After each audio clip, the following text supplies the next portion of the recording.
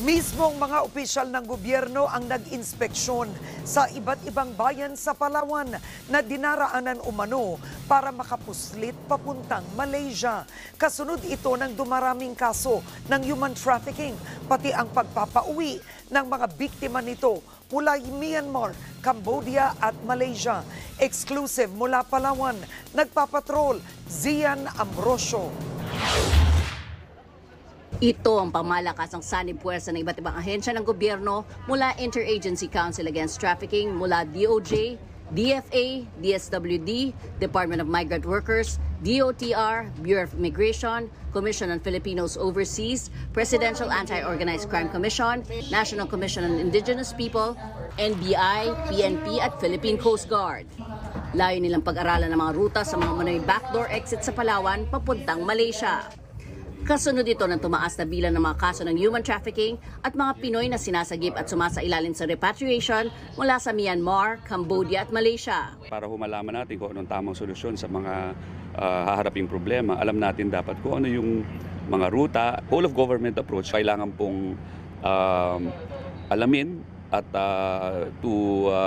intensively increase the cooperation not only between the national government but also the local government units. Unang pinunta ng bayan ng Nara, kung saan nailigtas ang may 14 na human trafficking victims na patungo sanang Malaysia.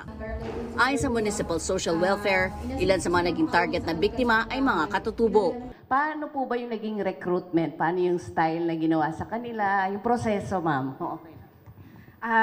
Actually, ma'am, kakilala po kasi nila. Same barangay po kasi. Di ba po yun po kasi yung isa sa parang nagiging sistema pagdating po sa case po na ito.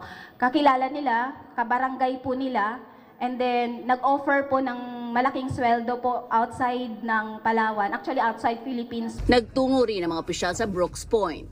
Unang sinabi ng pulisya at lokal na pamahalaan na walang kaso ng trafficking sa kanilang munisipalidad. Pero kinestyon ito ng Iyakat at Palawan Provincial Police. Based on records din po ng PNP, since 2018 po, negative po kami sa mga human trafficking incidents sa area. Dito po sila dumaan sa Palawan. Hindi ko tinutumbok na dahil yung sa Brooks Point lang, but dinaanan po yung Palawan kasama yung Brooks Point. At mayroon din po yung sa Scam Hub abroad. Huwag po tayo magbulag-bulagan. Alam niyo kung sino yan. Alam niyo kung ano yung power niya. Mayroon siyang financial capabilities to transport. May sasakyan sila. May pera, may posisyon. Sana local government gumising tayo kasi. Pinuntahan rin ng grupo ang bayan ng Bataraza na nakapagtala rin ng ilang kaso ng human trafficking. Nagtungo rin sila sa dulong katimugan ng Palawan, ang Mangsi Island, kung saan sinasabing aabot lang sa 20 minuto ang biyahe papuntang Malaysia. Ikinakabahala naman ng mga taga-isla ang anilay maluwag ng paglabas-pasok doon ng mga produkto mula Malaysia. Wala akong customs dito, ma'am. So, paano mo ang galawan ng kalakalan, ma'am? Ibang bansa na yun, ma'am. 15 minutes lang. Sa Sabado, tatapusin ng Interagency Council ang inspeksyon at pangangalap ng mga impormasyon.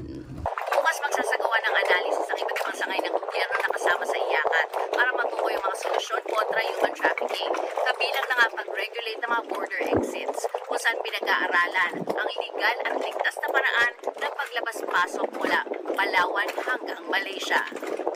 Zian Ambrosio, ABS-CBN News, Malabang, Palawan.